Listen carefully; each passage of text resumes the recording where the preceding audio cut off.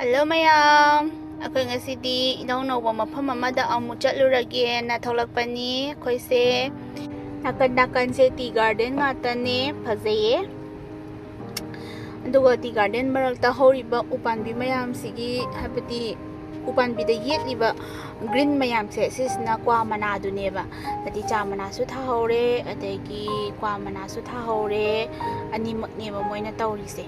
Duga mayam samnagi wari mati ama libigeba 7,000 square feet lam amada nomagi moina chamna puthoise 70-80 kg mayane omai puthoise adum si minimum ne moina puthoise hena puthokpa idi lamdo sauraga na hena puthoktoineba aduga kg amada moina yolise lupa nifu neba 40 rupees ne moina yolise aduga sigi chamana se he aga habidi ayukta he ani dana ko aduga khoina mapuduna factory tana thinjagi habasu yai aduga factory gi mi singna morning khuding gi dom collect tawbas dum la eba moi gi si mafam sida ado asam gi chamana se makhal makhal yam laiye aduga factory na adom quality tudi matung manau na habadi mathang puthorok pado afabana pataba admaina mayam puthokre adudi aduga chamana su asam gi chamana ga darjeeling gi chamana ga su asam gi chamana na kitang strong oiba maleba aina thakpada su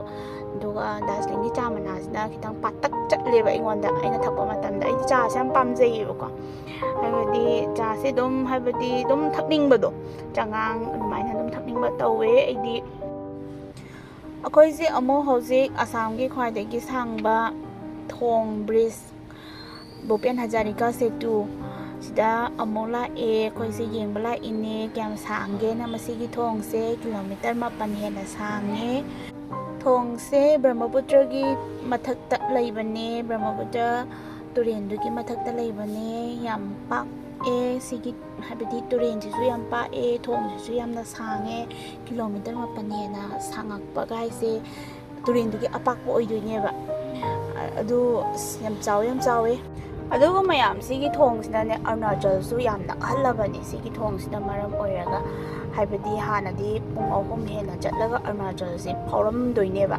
ado si mating sigi thong sigi mating oiraga Arunachal su yam nakre only sigi thong sidagi 45 minutes kumma chatlaga Arunachal yoba yarani mayam sigi thong sigi maming se mayam na dola khodia harika su adum ayam khangnai sigi thong se yam sange the thong se kumdaraga ai mayam na su halaki khoi su first time ni chatlise si mafam sida yam su phajai mafam se ai ma kumdaraga yang halaki mayam da akoina la isina dola side tegi la ine aduga akoina hoje ai bridge gi aroiba mafam se sisna khotia oidoineba lam ani se punjalaga dola khotia na kaurineba sigi thong sigi maming se atopa maming ama haido adu moi gi sigi thong sina punjalaga dola khotia haiga maming tholineba thong asang sigi maming se akoi su kumdaraga yengake video se yengbiu yengo mayam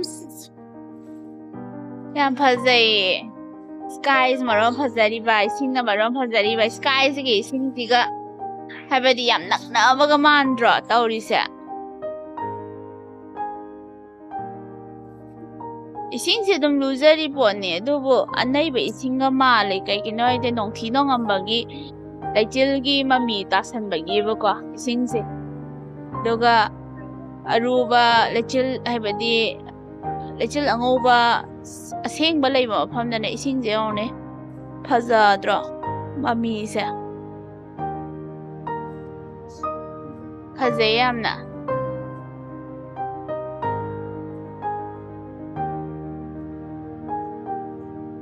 as khupak amni khuchaw amni yone kem sauge yo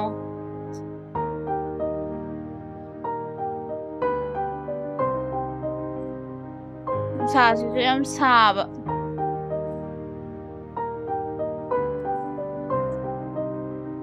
hore nungtang wairam habadi pung 4 adai tabu kandadi mafam sida yam phajai na hai itaina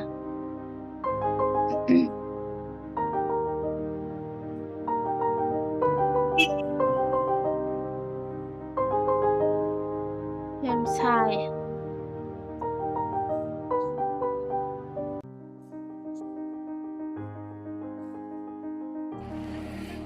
ꯑꯉꯥꯡꯁꯤꯡꯁꯦ ꯌꯦꯡꯉꯣ ꯇꯧꯔꯤꯁꯦ ꯁꯟꯔꯨꯞꯀ ꯍꯥꯡꯗꯣꯛꯑꯒ ꯃꯣꯏꯅ ꯁꯟꯔꯨꯞ ꯍꯥꯡꯗꯣꯛꯄꯁꯦ ꯄꯥꯝꯖꯈ꯭ꯔꯕ.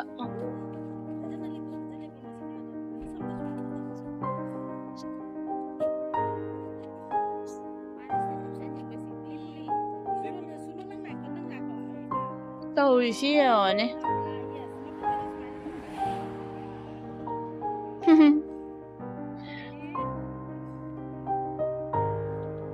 Photo ꯀꯥꯞꯄꯤꯅꯦꯕ. ꯑꯩꯈꯣꯏ ꯆꯦ ꯆꯥꯎꯅ photo ꯀꯥꯞꯄꯤꯌꯦꯅꯦ, ꯑꯩꯅ video ꯅꯝꯃꯤ.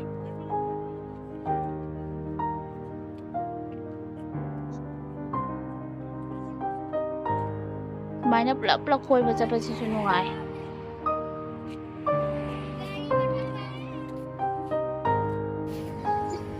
ꯑꯩꯈꯣꯏ ꯑꯃꯨꯛ ꯁꯤ ꯃꯐꯝꯁꯤꯗ ꯂꯟꯁ ꯇꯧꯒꯦꯅ ꯂꯥꯛꯏꯌꯦ.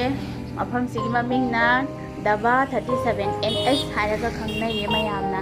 ꯇꯤꯟꯁꯨꯀꯤꯌꯥꯒꯤ ꯂꯝꯕꯤ ꯃꯄꯥꯟꯗ ꯂꯩꯕꯅꯦ ꯁꯤꯒꯤ ꯗꯕꯥꯁꯦ. ꯃꯌꯥꯝꯁꯨ ꯑꯗꯨꯝ ꯌꯦꯡꯕꯤꯌꯣ. ꯆꯥꯎꯁꯨ ꯆꯥꯎꯋꯦ ꯃꯣꯏ ꯗꯕꯥꯁꯦ. ꯑꯗꯨꯒ ꯑꯁꯣꯝ ꯅꯥꯀꯟꯗ ꯀꯩ ꯂꯩꯒꯦ ꯑꯝꯇ ꯌꯦꯡꯃꯤꯟꯅꯔꯨꯁꯦ. ꯑꯉꯥꯡꯁꯤꯡꯅ ꯆꯦꯟꯊꯣꯔꯛꯑꯦ. ꯀꯩ ꯂꯩꯕꯖꯥꯠꯅꯣ?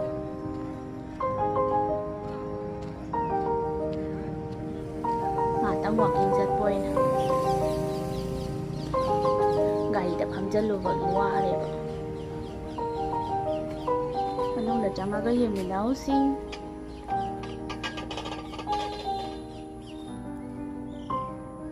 ꯑꯉꯥꯡꯒꯤ ꯁꯥꯟꯅꯐꯝꯅꯦ, ꯆꯥꯎꯁꯨ ꯆꯥꯎꯔꯤ.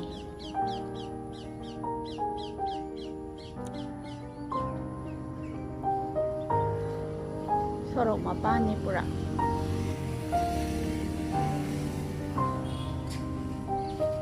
ꯌꯣꯡꯒꯁꯨ ꯂꯩꯔꯤꯅꯦ ꯃꯣꯏꯁꯦ. ꯃꯣꯏ ꯁꯥꯏꯁꯦ ꯌꯣꯡ ꯌꯥꯝ ꯂꯩ.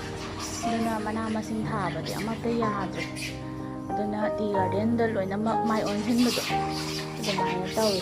ꯃꯅꯥ ꯃꯁꯤꯡ ꯌꯥꯝ ꯇꯥꯡꯉꯦ ꯃꯣꯏ ꯁꯥꯏꯁꯦ.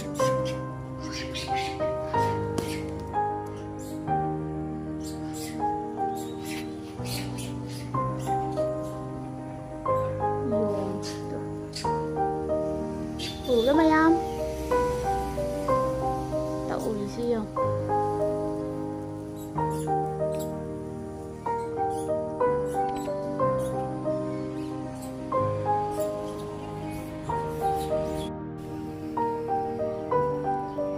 ꯃꯌꯥꯝ ꯚꯤꯗꯤꯑꯣꯁꯦ ꯁ꯭ꯋꯥꯏꯗ ꯂꯣꯏꯁꯤꯜꯂꯒꯦ. ꯃꯌꯥꯝ ꯂꯥꯏꯛ, ꯀꯃꯦꯟ, ꯁꯤꯌꯔ ꯇꯧꯕꯤꯌꯨ. ꯚꯤꯗꯤꯑꯣꯁꯦ ꯐꯖꯔꯒꯗꯤ ꯑꯁꯣꯏꯕ ꯍꯥꯏꯕꯤꯔꯝꯃꯨ.